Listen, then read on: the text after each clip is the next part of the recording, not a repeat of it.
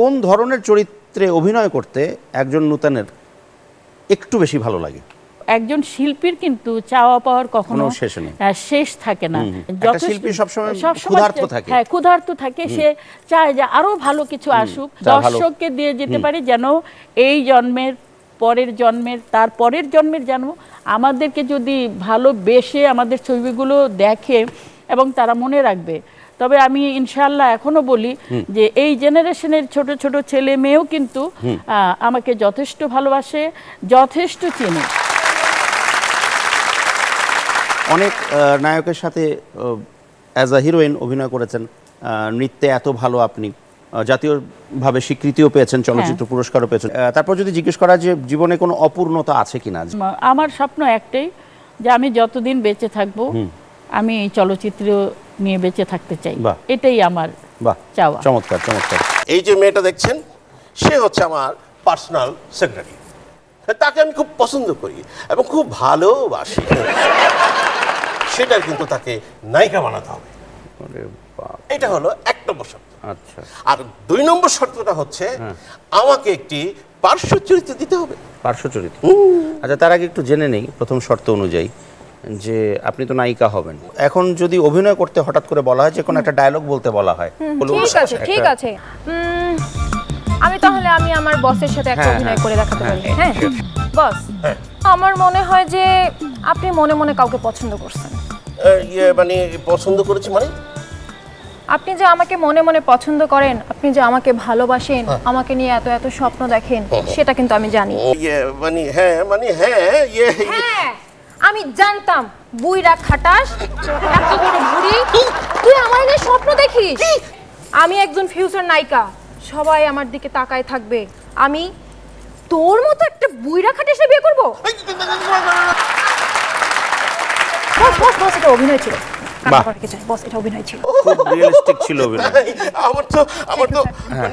আমারও মনে হচ্ছিল যে কথাগুলো তো সত্যিই বলছে, সুন্দর বলছে, সুন্দর বলছে, মানে অভিনয়।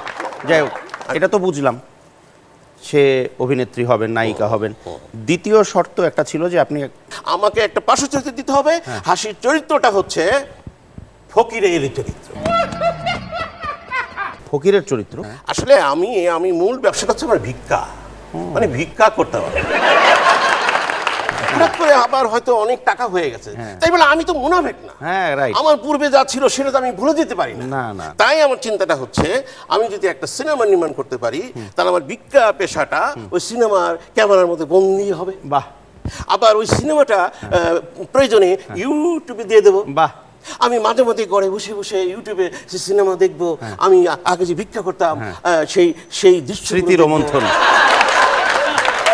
কি ফালতু ফালতু কথা বলছেন আপনি? আর এই দেবাশিস, তুমি এদিকে আসো, বসো। আপনি জানেন সে কে? আপনি জানেন উনি কে?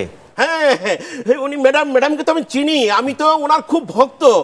ম্যাডাম, আবার এই স্বপ্নটা, মানে আমার এই ছবিতে যদি আপনি মানে অভিনয় করেন, মানে যে কোনো চরিত্র, টাকার তো কোনো সমস্যা না ম্যাডাম। আপনার অনেক অনেক টাকা, আপনার টাকার সমস্যা নেই। আমরা শিল্পীরা কিন্তু টাকার জন্য কাজ করি না, ঠিক আছে? টাকা আমাদের প্রয়োজন, বাট কালো টাকা না। এই যে এইসব মানুষগুলো এই ইন্ডাস্ট্রিতে কালো টাকা নিয়ে এসে ঢুকে ইন্ডাস্ট্রির 12টা বাজিয়ে দিয়েছে। আরেকটা কথা বলি আপনাকে, এটা কিন্তু ফিল্ম ইন্ডাস্ট্রি বিরাট ব্যাপার। আপনাদের মতো লোকদের জন্য মানুষের কাছে ফিল্ম ইন্ডাস্ট্রি ছোট হোক, আমরা শিল্পীরা বেঁচে থাকতে তা হতে দেব না কখনো।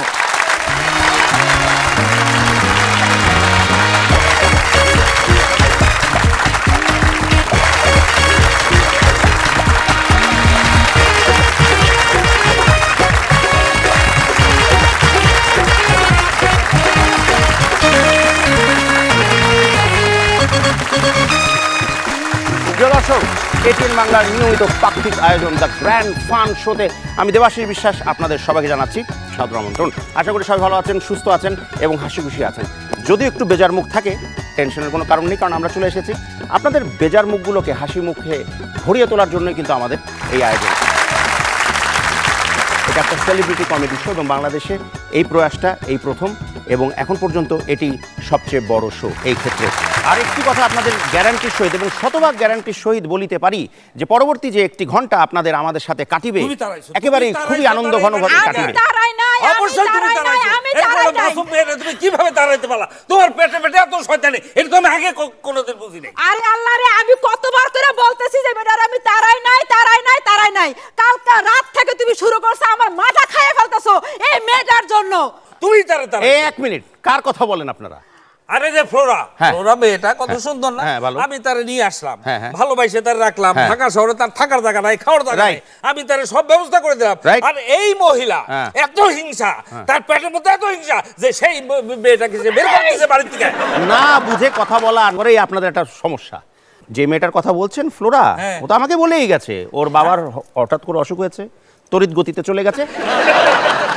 আচ্ছা ওই মেয়ে চলে গেছে, তোমার এত খারাপ লাগতেছে কেন বলো তো দেখে? তারে তো আমি আনছি, আমি এনে এই বাড়িতে রাখছি, হ্যাঁ। তারে ফিল্মের নায়িকা বানাবো, হ্যাঁ, এই কথাও হ্যাঁ, দিয়েছি, হ্যাঁ। কথা বলছি না দাদা? আমি বুঝছি মেয়েটা তোমার অত্যাচারে এইখান থেকে গেছে। আর মেয়েটা গেছে না স্যার, খুব ভালো হয়েছে। হ্যাঁ, কেন? হ্যাঁ, মেয়েটার স্বভাব চরিত্র কথাবার্তা না আমার একদম ভালো হ্যাঁ, লাগতো বলো না, কি? কেমন একটা ঢঙ্গি। এই যে ধরা পড়ে গেছে, ধরা পড়ে গেছে। জঙ্গি যে উনি যে কত জানে সেটা তো আমি জানি। ওই যে ভিলেন আসছিল না, হ্যাঁ। সেই ভিলেনের বুকের মধ্যে পড়ে কি নাটক করে বাবা। এই শুনো, তুমি ফিল্ম বুঝো না, এটা নিয়ে কোনো কথা বলবে না। আচ্ছা পরিচালক স্যার, কোনো রোমান্টিক সিন করতে গেলে অবশ্যই নায়কের কাঁধে ধরতে হবে, বলতে হবে ওগো তুমি আমাকে ছেড়ে I যেও love you না, too. আই লাভ ইউ বলতে হবে। হ্যাঁ। এইটা কিছু বুঝে মাথা কিছু আছে? ওই মেয়ে গেছে ভালো হয়েছে, আর ভবিষ্যতে আসলো এই বাড়িতে থাকবে না, এই বাস। বাড়িতেই থাকবে, থাকবে না, এই বাড়িতেই থাকবে, থাকবে না। আরে থাকবে। তোমার আসো, থাকবে না, থাকবে না। তাড়াতাড়ি আসো, আরে, এই মেয়ে দাদা, থাকবে, আরে, আসো। আরে, থাকবে। তোমাকে আমি বুঝাচ্ছি, আরে, আসো। প্রিয় দর্শক, এই হচ্ছে শুরু আমাদের আজকের অনুষ্ঠানের। জানি না পুরো অনুষ্ঠান জুড়ে বাকি সময়ে কপালে কি লেখা আছে। আচ্ছা, আমাদের আজকের যিনি অতিথি, তিনি শুধু অতিথি নন, আমাদের অত্যন্ত ভালো লাগার, অত্যন্ত ভালোবাসার একজন মানুষ, এমন একজন নায়িকা যিনি কখনোই পুরনো হবেন না, কারণ তার নামের সাথে পুরনোর কোনো সম্পর্ক নেই।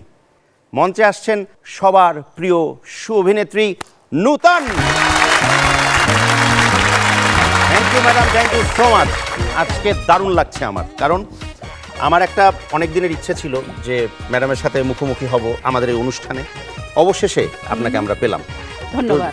তো সব কথা যদি আমরা দাঁড়িয়েই বলি তাহলে ওই চেয়ারগুলো মাইন্ড করতে পারে ঠিকই আমাদের বলেছো, জন্যই। আচ্ছা। চলো। বসুন। Thank you. Thank you and thank you once again আমাদের এই অনুষ্ঠানে আসার জন্য। 5 দশক ধরে সুদীর্ঘ পথ চলা এবং নতুন প্রভাত নামের চলচ্চিত্র দিয়ে সম্ভবত আগমন। মরহুম সুমিতা দেবীর মাধ্যমে ওনার হাত ধরেই আচ্ছা, আমার আশা ফিল্মে। আচ্ছা, তো আসলে আমাকে অনেক কষ্ট করে আসতে হয়েছে। সুমিতা দেবীর সঙ্গে আমাদের একটা সম্পর্ক ছিল। আচ্ছা। সেটা রিলেশনটা হলো, আমার বড় বোন নাটক করে, হ্যাঁ, ওনার নাম গীতা। উনি ছবিতে অভিনয় করতো, ক্যারেক্টার আর্টিস্ট। আচ্ছা, তো ছোটবেলায় ওনার সঙ্গে আমার যেহেতু ফিল্মের দিকে একটু আকর্ষণ ছিল, টান ছিল, তো আমার বোনের সঙ্গে আসা যাওয়া করতাম। দিদি আমাকে, আমার বড় বোনকে বলল যে গীতা, তোর বোনটিকে আমি বড় হলে হিরোইন বানাবো। আচ্ছা, ওকে, তো এটা আমার মাথায় তো মনে করো ওই সময় ঢুকে গেল, গেঁথে গেছে। হ্যাঁ হ্যাঁ, পেপারে দিয়েছে যে একটা নতুন ছবি হচ্ছে, নতুন কাপল চাচ্ছেন ওনারা, ছবির নাম নতুন প্রভাত। ড্রয়িং রুম ভর্তি ছেলে মেয়ে, আচ্ছা, হ্যাঁ, okay. মানে ইন্টারভিউ দেওয়ার হ্যাঁ, জন্য হ্যাঁ, বিউটি কুইন ভরা, হ্যাঁ, তার মাঝে এই হ্যাংলা কুইন তো কোনো মতোই হতে পারে না। তো রাজ্জাক সাহেবকে আনলো, আমার মনে আছে হাফাতে একটা প্রিন্টেড শার্ট পরা, সে তখন টপ নায়ক। তো রাজ্জাক সাহেবের সঙ্গে একটা রোমান্টিক সিন আমাকে দিয়ে করানো হলো। করানোর পর দেখি চারিদিকে যারা বসা ছিল সবাই তালি দিচ্ছে। আচ্ছা, তা আমি তালি দেওয়াতে কেঁদে দিলাম। আচ্ছা, আমি ভাবলাম যে বোধহয় আমি ফেল মারলাম। হবে না, গেল হ্যাঁ। ফাইনাল হয়ে তো গেল। রাজ্জাক সাহেব সুমিতা দেবীকে ডেকে বললো, আরে কি করেন এত লোকজন এই যে আনেন, এগুলো কিছু না, এই মেয়েটা তো অনেক ভালো অভিনয় করে, ওকে দিয়ে আপনি ট্রাই করেন। কাজ করাতেই পারে। হ্যাঁ, অবশ্যই এই ছবিতে ওকেই নেন। আর ভার্সেটাইলিটি বলে যে একটা বিষয় থাকে, সেটা আপনার মধ্যে পুরোপুরি আছে। যেমন ধরুন, আপনি নায়িকা হয়েছেন, আপনি একজন একাধারে একজন অসম্ভব নৃত্যপটীয়সী শিল্পী, হ্যাঁ। আপনি খলনায়িকার চরিত্রে অভিনয় হ্যাঁ, করেছেন হ্যাঁ। এবং যাই করেছেন মেধার সাথে, মননের সাথে এবং দাপটের সাথে আপনি করে গেছেন। তারপরে যদি একটা প্রশ্ন করা হয় যে কোন ধরনের চরিত্রে অভিনয় করতে একজন নূতনের একটু বেশি ভালো লাগে? একজন শিল্পীর কিন্তু চাওয়া পাওয়ার কখনো কোনো শেষ নেই। শেষ থাকে না। একটা শিল্পী সবসময় ক্ষুধার্ত থাকে। হ্যাঁ, ক্ষুধার্ত থাকে। সে চায় যে আরো ভালো কিছু আসুক, যা ভালো। দর্শককে দিয়ে যেতে পারি, যেন এই জন্মের পরের জন্মের তার পরের জন্মের যেন আমাদেরকে যদি ভালোবেসে আমাদের ছবিগুলো দেখে এবং তারা মনে রাখবে। তবে আমি ইনশাআল্লাহ এখনো বলি যে এই জেনারেশনের ছোট ছোট ছেলে মেয়েও কিন্তু আমাকে যথেষ্ট ভালোবাসে, যথেষ্ট চেনে। অনেক নায়কের সাথে অ্যাজ আ হিরোইন অভিনয় করেছেন, নৃত্যে এত ভালো আপনি, জাতীয়ভাবে স্বীকৃতিও পেয়েছেন, চলচ্চিত্র পুরস্কারও পেয়েছেন। তারপর যদি জিজ্ঞেস করা যে জীবনে কোনো অপূর্ণতা আছে কিনা? আমার স্বপ্ন একটাই, যে আমি যতদিন বেঁচে থাকবো আমি এই চলচ্চিত্র নিয়ে বেঁচে থাকতে চাই। বাহ। এটাই আমার বাহ, চাওয়া। চমৎকার চমৎকার।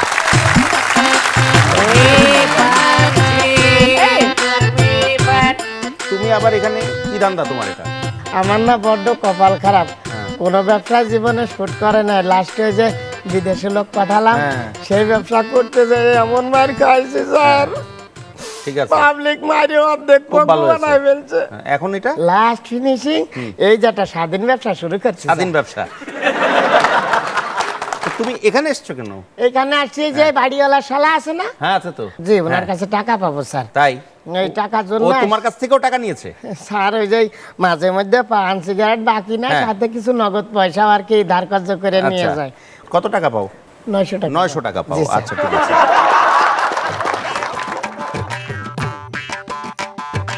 এই এক মিনিট, এই শালামশাই এদিকে আসো। এদিকে আসো। না, তুমি আগে আপনি এখানে এদিকে আসো, আসুন, স্যারে ডাকছে, আপনি তুমি এদিকে বলে আসুন। টাকা নিয়েছো, বলে টাকা পায়। আমাকে ডাকছে দাদা। হ্যাঁ, এই আমার টাকা দেন। তুমি না আমি একটা মানে কি বলবো, একটা স্টুপিড ব্ল্যাকেট চকলেট তুমি মানে যেখানে সেখানে আমার একটা ইজ্জত লিক করে দেখছো। তুমি কত টাকা পাও? কত টাকা পাও? আমি 900 টাকা পাবো। 900 টাকা 900 টাকা। 900 টাকা পাও তো, তাই না? জি, 900। এখন তো আমি ধরো বেরি হয়েছে একটা আনরেডি অবস্থায়, তুমি একটা কাজ করো, রাউন্ড ফিগার করো, 100 টাকা দাও, 100 টাকা দাও, তারপরে আবার তোমার সাথে আমার যখন দেখা হবে কত একটা 1000 টাকার নোট তোমার দিয়ে দেবো। ভালো ছেলে। আপনি আর কিছু খায়েন না? না ঠিক আছে, এই এখন বলেন টাকা কখন দেবেন? দেবো পাগল, তুমি এখানে দাঁড়াও, আমি একটু পরেই তোমার টাকাটা আমি দিয়ে দেবো।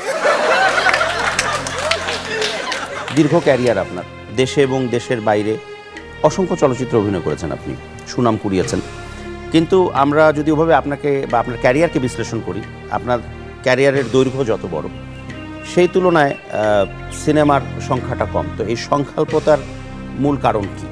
হয়তো গল্পটা পছন্দ হয়নি, ভালো লাগেনি, বা আমি মনে করি যে এই গল্পটা করলে হয়তো আমার ক্যারিয়ার নষ্ট Career-এ, হতে পারে। আচ্ছা, হ্যাঁ, okay. যার জন্য এরকম অনেক ছবি এসছে, আমি অফারটা অ্যাকসেপ্ট করি। মানে নূতন সবসময় একটু চুজি ছিল। একটু চুজি, প্লাস আমি একটু চাই নতুন, যেমন আমার নামটা আমি সেরকম নতুন কিছু দিতে চাই। আচ্ছা, হ্যাঁ, আমি একমাত্র যে আমি কিন্তু ভ্যারাইটিসটা এনেছি, নতুনত্ব দিয়েছি দর্শককে। দর্শক কিন্তু এখনো সেইগুলোই মনে রেখেছে এবং আমার গানগুলো ঘুরে ঘুরে দেখে, যে আমার ড্রেস আপ বলো, আমার গেট আপ বলো, যেন দর্শক কিছু ভালো দেখতে। একটা হিরোইনকে যদি তাদের মনেই না ধরে, ভালোই যদি না লাগে, একটা হিরোইনকে যদি দেখে স্বপ্নই না দেখে, তাহলে আর কি লাভ? তাহলে তো আমার হিরোইন হিসাবে থাকাই উচিত না, না। একদম না। আমি যদি সেই সময়ের এই সময় ধরি, যে সেই সময়ের অনেক প্রথিতযশা ডিরেক্টরদের সাথে আপনি কাজ করেছেন, এই সময় অনেক নবীন কিন্তু প্রতিভাবান ডিরেক্টরদের সাথে আপনি কাজ করে যাচ্ছেন সমানতালে।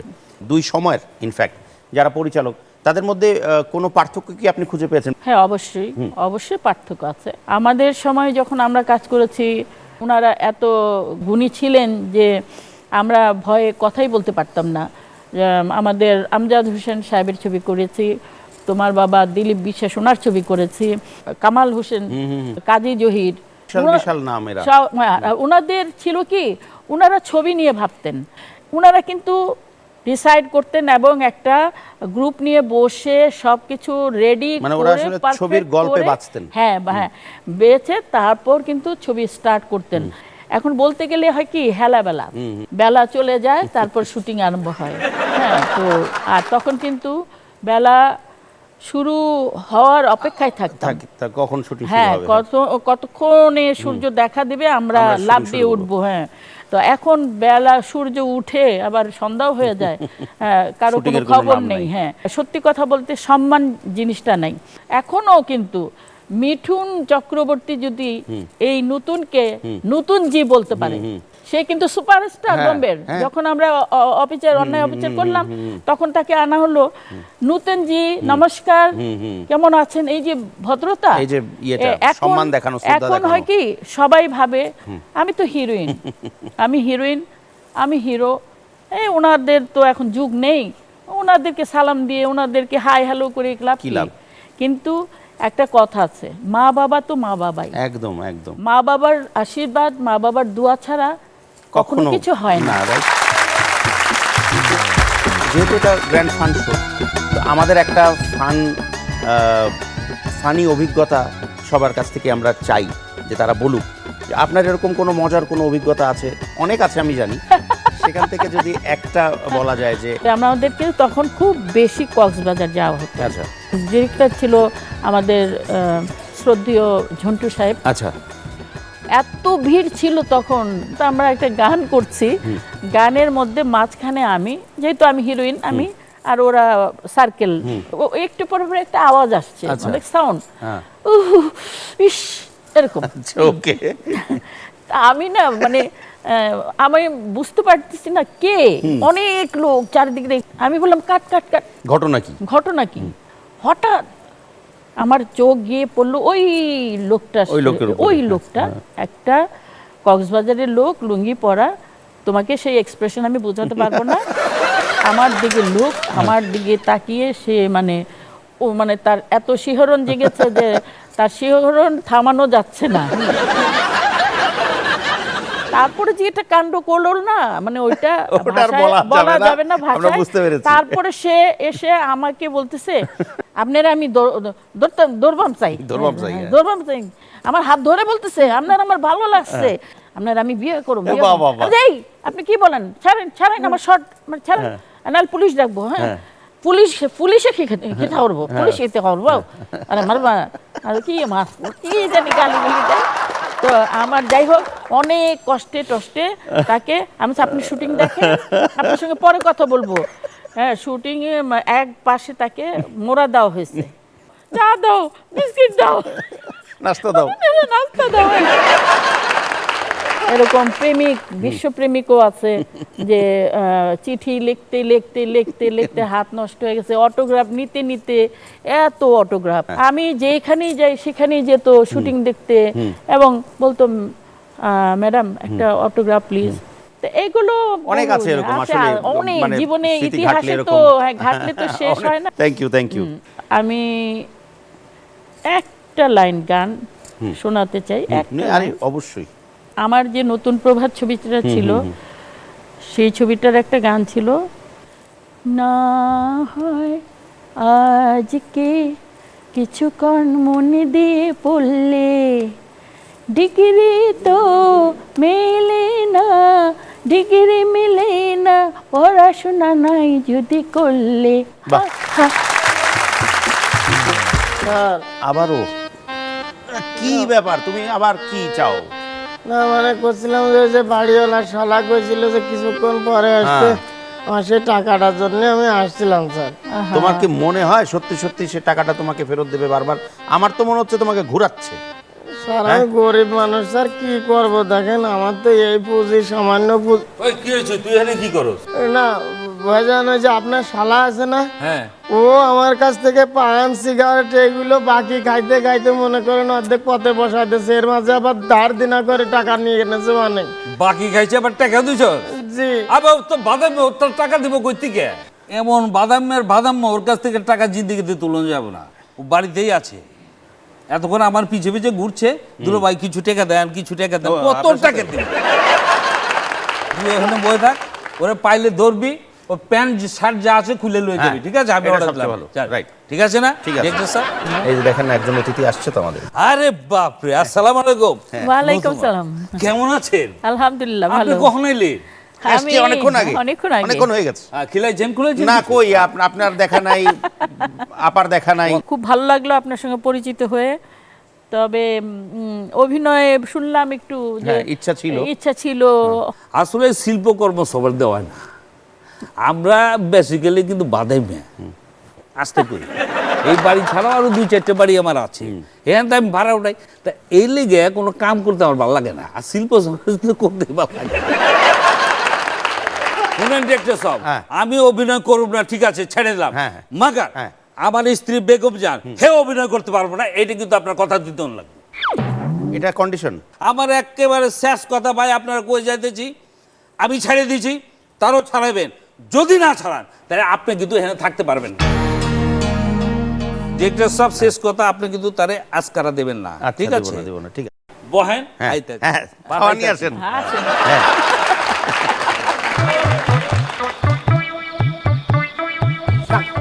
কে কে না মানে আমার টাকা দিলে তাড়াতাড়ি তুমি যেন কত টাকা পাও?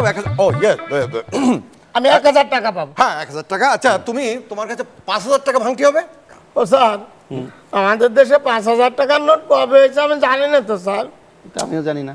এই যে তোমরা যে আদার ব্যাপারী জাহাজের খবর জানো না, হ্যাঁ 5000 টাকা কি আটকে আসছে নাকি পাগল? যে এখন আমার কাছে 5000 টাকার নোট, তুই কি 5000 নোটটা ভাঙাই দিতে পারবি? যদি পারিস আমার 4000 টাকা দে, আর 1000 তোর 1000 টাকা তুই নিয়ে নে। আমি এত টাকা কই পাবো সামান্য? এই না জানো, বুঝছিস না? এটা সলভ না করে তুমি কোথাও যাবে না। তুই 500 টাকা দে আমার। তাহলে কত হবে? ওই দিকের আছে 1000 আর এদিকে হলো 500, তাহলে কত হইলো? 1500। 1500 টাকা আমি যাবো টুকুস করে ঘুরে এমনি আইসাই তোরা মনে কর যা 500 টাকা 1500 টাকা আমি দিয়ে দেবো। শোনেন, আপনারা বিশ্বাস করে করে কিন্তু আমি আজকে 1000 টাকা ধরা খাইছি। আমার মানুষের ব্যবসা তুই বাণিজ্য বন্ধ বিশ্বাস হয়ে করবি, গেছে। শোন, হ্যাঁ মানুষের বিশ্বাস করবি, এই বিশ্বাসের মর্যাদা তুই পাবি, বুঝছস? আচ্ছা দিলাম আপনার, আপনি টাকা দেবেন, কোন সময় দেবেন কোন? তাড়াতাড়ি কোন। তুই এখানে থাক, আমি যাবো আর আবো। দেখছেন স্যার, দেখছেন? বসো তুমি, বসো। কানে পানি গেলে না আরো পানি ঢালতে হয়, আমার হয়েছে সেই অবস্থা। অনেক দর্শক আমাদের যে গ্র্যান্ড ফান শোয়ের যে ফেসবুক পেজ আছে সেখানে অনেক প্রশ্ন রেখেছে, তো সেখান থেকে কিছু প্রশ্ন আমরা বাছাই করেছি আপনাকে বলবো বলে। কলারোয়া সাতক্ষীরা থেকে রনি হক বলেছেন, আমি আপনার অভিনয় পছন্দ করি ভীষণভাবে, অনেকদিন নতুন কোনো সিনেমায় আপনাকে পাচ্ছি না, অন্যান্য ব্যস্ততা কমিয়ে আপনি কি আবার চলচ্চিত্র নিয়মিত হবেন? ইনশাআল্লাহ। রনি হক, আপনাকে অনেক অনেক ধন্যবাদ। আপনারা যে আমাদেরকে এখনো মনে রেখেছেন, আপনারা দোয়া করবেন আমরা যেন আবার আপনাদের সামনে আসতে পারি। বাহ। দ্বিতীয় প্রশ্নটা করেছেন উত্তরা 7 নম্বর সেক্টর ঢাকা থেকে মেহজাবিন অধরা।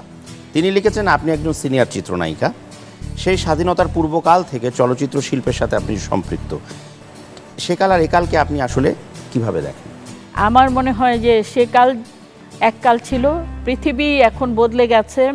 যেহেতু সেকালে মোবাইল ছিল না, অনেক কিছুই ছিল না, সেকালে শুধু চলচ্চিত্রই ছিল আর একটা ব্ল্যাক অ্যান্ড হোয়াইট টেলিভিশন ছিল। আমার মনে হয় একালের চাইতে সেকালটাই আমার কাছে বেশি প্রিয় ছিল। আরেকটি প্রশ্ন আছে ধাপ রংপুর থেকে কৈলাস বারই, বা উনি জানতে চেয়েছেন যে চলচ্চিত্র শিল্প আজ কঠিন সংকটকাল পার করছে, দর্শকরা হলমুখ একেবারেই হচ্ছেন না, বিদেশি ব্লকবাস্টার ছায়াছবি এনেও তাদেরকে সিনেমা হলে টেনে আনা যাচ্ছে না, কি মনে করেন এর কারণ কি? বড় পর্দার প্রতি মানুষের অনাগ্রহই? আসলে কথাটা ঠিক না।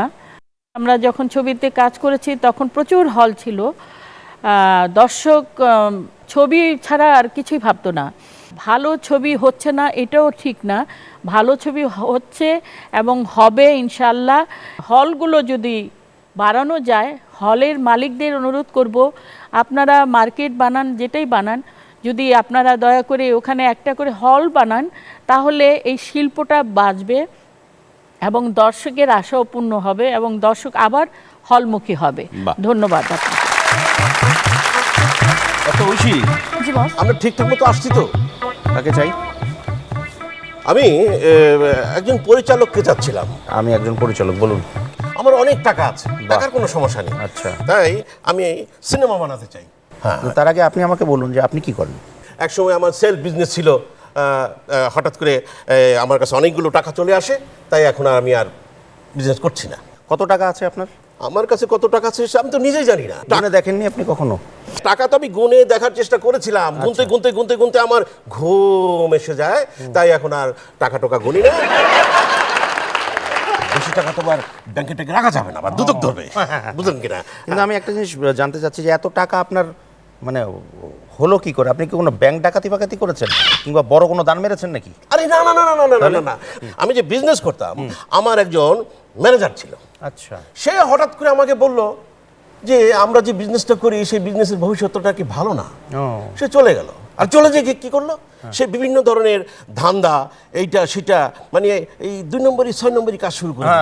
বিভিন্ন জায়গা থেকে কমিশন খায়, এই কয়েকবার ব্যাংক থেকেও অনেকগুলো টাকা মেরে দিয়েছে, তার কাছে এক পর্যায়ে অনেক টাকা হয়ে গেল, মানে এত টাকা এত টাকা এত টাকা, এক পর্যায়ে আমাকে অনেকগুলো টাকা দিয়ে দিল। হ্যাঁ, রাইট।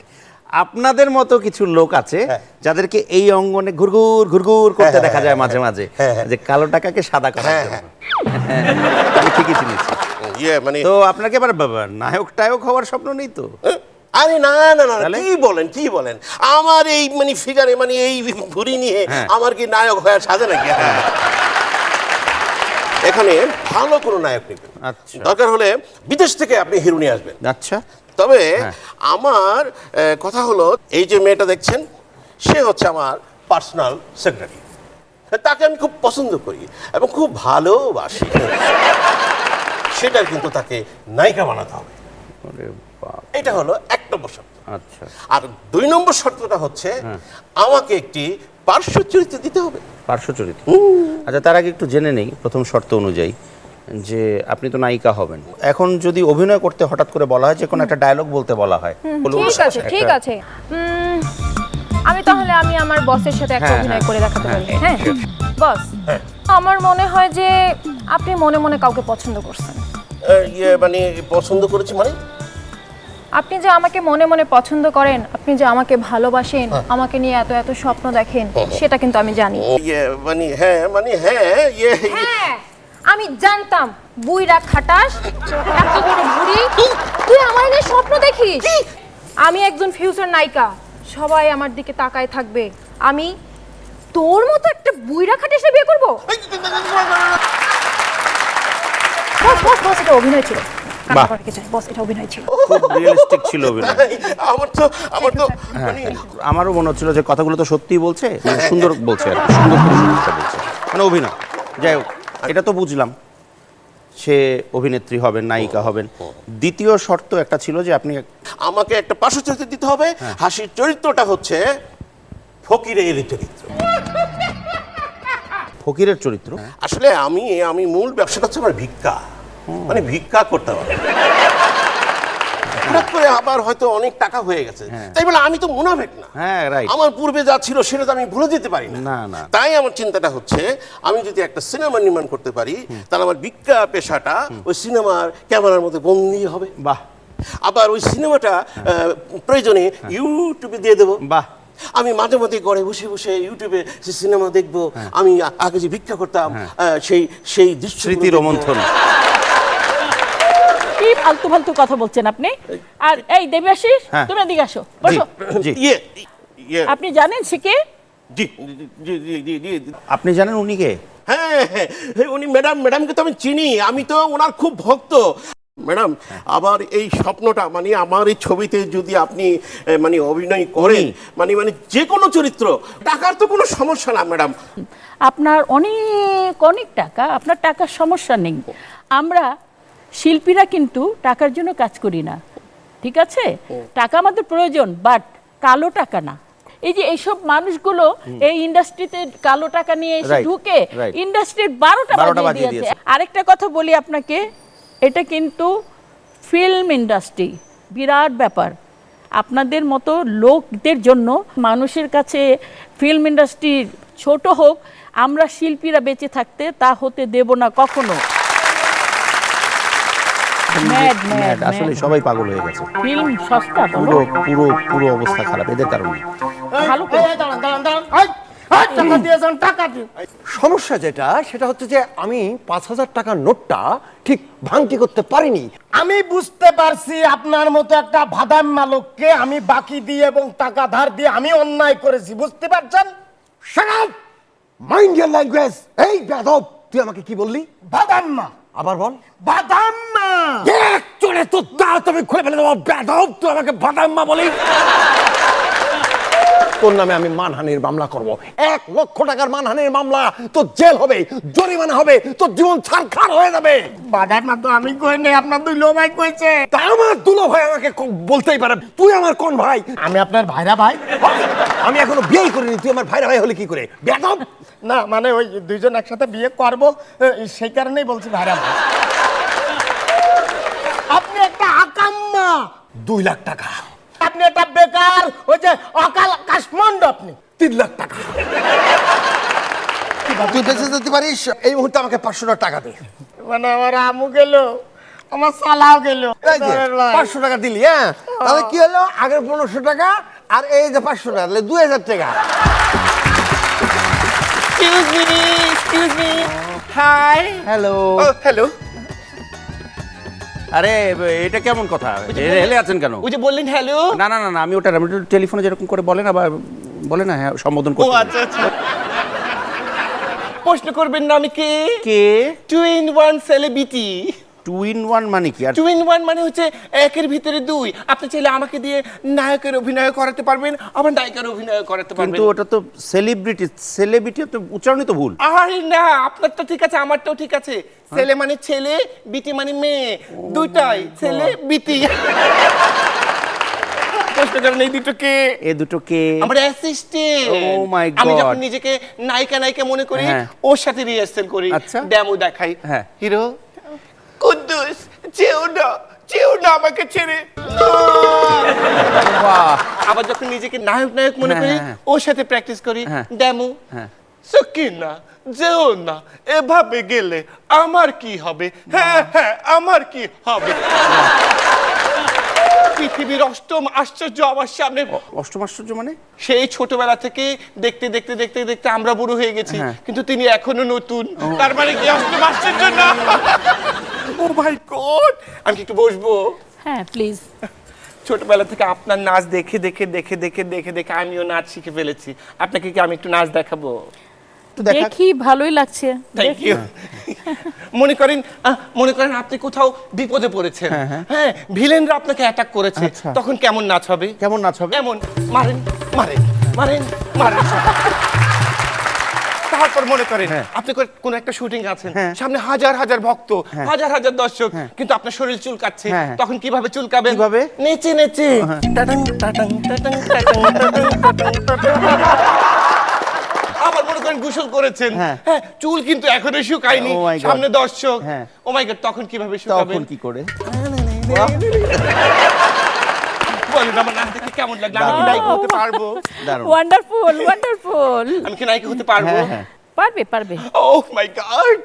এক মিনিট, এত খুশি হওয়ার কিছু নেই, অডিশন দিতে হবে তো আপনাকে। এই অ্যাসিস্ট্যান্ট, দেখো তো আমার পুরো মাসের শিডিউলটা, দেখো তো আমার কোথায় কোথায় মানে নাটক সিনেমা শিডিউল আছে। এই মাসে পুরো মাসে তো শুটিং নাই। সরি, একটু নেটওয়ার্ক। বুঝেছি, যাও যাও যাও যাও যাও, হয়ে গেছে, যাও ঈদ যাও। হয়ে গেছে, যাও। এবার একটা ছোট্ট একটা গেম খেলবো আমরা। এই মনিটর যেটা আছে, এই মনিটরে আপনার অভিনীত কয়েকটি ছবির ক্লিপিং দেখানো হবে। বলতে হবে কোন ছবির দৃশ্য, পরিচালককে এবং কেন্দ্রীয় চরিত্রে কারা কারা অভিনয় করেছিল। ঠিক আছে? First clipping please. যাও বাবা, জামা কাপড় ছেড়ে স্নানটা সেরে নাও, আমি খাবার ব্যবস্থা করছি। প্রবীণ মিত্র তো আছেন। মিত্র আর আমাদের শ্রদ্ধেয় সুমিতা দেবী। হ্যাঁ, ছবির নাম হচ্ছে অলংকার, পরিচালকের নাম নারায়ণ ঘোষমিতা। পরের ক্লিপিংটা আমরা একটু দেখতে চাই। তা জানা সত্ত্বেও তুই আমার প্রপার্টির দিকে হাত বাড়িয়েছিস। খুবই খুবই খুবই আতঙ্কজনক। এটা হলো আমাদের হিরোদা সুপারস্টার খোকন সাহেব হ্যাঁ, correct. ডিরেক্টর। আমরা তৃতীয় ক্লিপিং এ চলে যাচ্ছি। মৃত্যুর হাত থেকে বাঁচিয়েছিলেন আজ তারা আমাকে সারা জীবনের জন্য খুন করতে চায়। আমার মনে হয় এটা স্ত্রীর পাওনা। একদম কারেক্ট, আলমগীর সাহেব কারেক্ট কারেক্ট। হ্যাঁ, পরিচালক সুভাষ দত্ত। সুভাষ দত্ত। আমরা চতুর্থ ক্লিপিং এ যাচ্ছি এবার। কিরে আমার দিকে কি দেখছিস? একটা কথা বলতে চাই। বল। ওই জহিরাটা খারাপ মানুষ। ছবির নাম আব্দুল্লাহ, কারেক্ট। আর আমাদের শ্রদ্ধেয় দিলদার সাহেব এবং ডিরেক্টর ছিলেন বকুল। জি, তোজামাল হক হ্যাঁ, বকুল। এবং তোজামাল হক বকুল। আমরা পঞ্চম এবং শেষ ক্লিপিংটা দেখতে চাই। তুমি তুমি এইখানে এলে কি করে? দেওয়াল বেয়ে উপরে উঠেছি। বাঁশিওয়ালা একদম কারেক্ট। তোজামাল হক বকুল। ইলিয়াস কাঞ্চন সাহেবের সাথে। হ্যাঁ, তো থ্যাংক ইউ সো মাচ। আপা আচ্ছা, Sorry. পরিচয় করে দিচ্ছি, উনি হচ্ছেন আমাদের এই বাড়ির মালিক, ও মানে কালু তাই। সর্দারের ওয়াইফ। আসসালামু আলাইকুম। ওয়ালাইকুম আসসালাম। কেমন আছেন ম্যাডাম? আলহামদুলিল্লাহ, আপনি ভালো? আলহামদুলিল্লাহ ভালো। আমি আপনাকে দেখে তো আরো ভালো হয়ে গিয়েছি। তাই? হ্যাঁ, আপনি তো এমনিই দেখতে মাশাআল্লাহ ভালো। কি বলেন? আসলে আমি না আপনার খুব বড় ফ্যান। রিয়েলি? একদম ফ্যান। এই যে আপনি এত সুন্দর করে সেজে গুজে আসছেন, আজ তো আপনাকে একদম লাল পরীর মতো লাগছে। না পড়ি, বাট ডানা নেই আর কি। আপনি ফাইট জানেন? ফাইট? এইটা তো কোনো ব্যাপারই না আমার জন্য। তাই? হ্যাঁ, আমি প্রতিদিন কয়েকবার করে ফাইট করি ম্যাডাম। প্লিজ আমাকে একটু দেখান, আমাকে একটু দেখান। দেখবেন ম্যাডাম? হ্যাঁ হ্যাঁ। আচ্ছা ঠিক আছে, তাহলে দেখেন। আস্তে আস্তে এই মশম দড়ি দিয়ে ও ডিশা ইয়া হো ইয়া বাহ বাহ বাহ বাহ বাহ বাহ বাহ। বাহ, খুব ভালো হয়েছে। হ্যাঁ হ্যাঁ হ্যাঁ হ্যাঁ। সব তো ঠিক আছে, কিন্তু একটা ব্যাপার একটু বলতে চাই ওনাকে। কিন্তু আপনার অভিনয়ে যে কালু সর্দার নিষেধাজ্ঞা জারি করেছে তো। হ্যাঁ, কালু সর্দার শর্ত দিয়েছেন যে যদি আপনি অভিনয় করেন অথবা আমি আপনাকে এনকারেজ করি অভিনয় করার জন্য, তাহলে এই বাড়ির থেকে আমাকে বের করে দেওয়া হবে। আমার সামনে বলে গিয়েছে। এত বড় কথা কালু সর্দার বলছি। বললো তো। আমি অভিনয় ছাড়বো না করবো সেটা আমার ব্যক্তিগত ব্যাপার। আমি আপনাকে আগেও বলছি, আজকেও বলতেছি, ভবিষ্যতেও বলবো, এই বাড়িতে আপনি থাকবেন যতদিন আমি চাইবো। তো আজকে আমি ওর সাথে বোঝাপড়া করবো, ওদিন ওর একদিন না আমার একদিন, সেটা আমি বুঝতেছি। কত বড় সাহস হ্যাঁ, তোমার! না, না, ঠিক আছে। কালু সর্দার, এই কালু সর্দার! আজ থেকে বেশ অনেক বছর আগে যখন আপনি চিত্রনায়িকা তখন হননি, সেই সময় আপনি একটা নৃত্যনাট্য করেছিলেন। সেখানে আনারকলির চিত্রায়ন হয়েছিল, মঞ্চায়ন হয়েছিল, এবং আপনি অবশ্যই আনারকলির চরিত্রে অভিনয় করেছিলেন। এবং শাহজাদা সেলিম যিনি করেছিলেন আপনার বিপরীতে, তাকে কিন্তু আমরা চিনি এবং তিনি কিন্তু আজকে স্টুডিওতে আছেন। আপনি কি জানেন? আমি জানি। আপনি জানেন? জানি। প্রিয় দর্শক, আনারকলি তো এখানেই বসে রয়েছে। সেই নৃত্যনাট্যের যিনি শাহজাদা সেলিমের চরিত্রে অভিনয় করেছিলেন, তিনি আর কেউ নন, our director of this program, the grand fun show, mister Saeed Tareq. এখন ওই সময়ের ওই গল্প একটু জানতে চাই। জানতে হলে তো ওনাকে আসতে হবে। আচ্ছা, তারেক সাহেবকে একা তো মুশকিল। একা তো আর আনারকলি কিছু করতে পারবে না। সেলিম সেলিমকে দরকার তাহলে সেলিম হবে, সাহেবকে হ্যাঁ। ডাকা হোক। অবশ্যই। শাহজাদা সেলিম হাজির হো।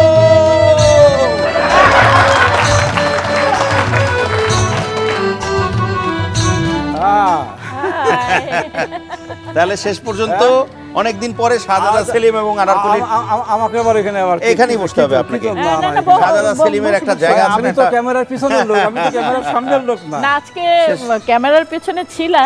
আজকে তোমাকে মানে আমি যেহেতু তোমার শোতে এসেছি, তোমাকে না ডাকলে তো একটা এমন কেমন মানে দেখায়। অনেকদিন পরে তাহলে শাহজাদা সেলিম আর আনারকলি দেখা হলো, হ্যাঁ হ্যাঁ। In front of the camera. হ্যাঁ, yes. এখন ওই গল্পটা যে অপূর্ণ রয়ে গেছে, যেটা উনি বলছিলেন যে যতক্ষণ পর্যন্ত না সেলিম আসবে ততক্ষণ পর্যন্ত না, আনারকলি আনারকলি কোনো তো কথা বলতে পারবে না। বেকার। একা একা কথা বলে কি লাভ?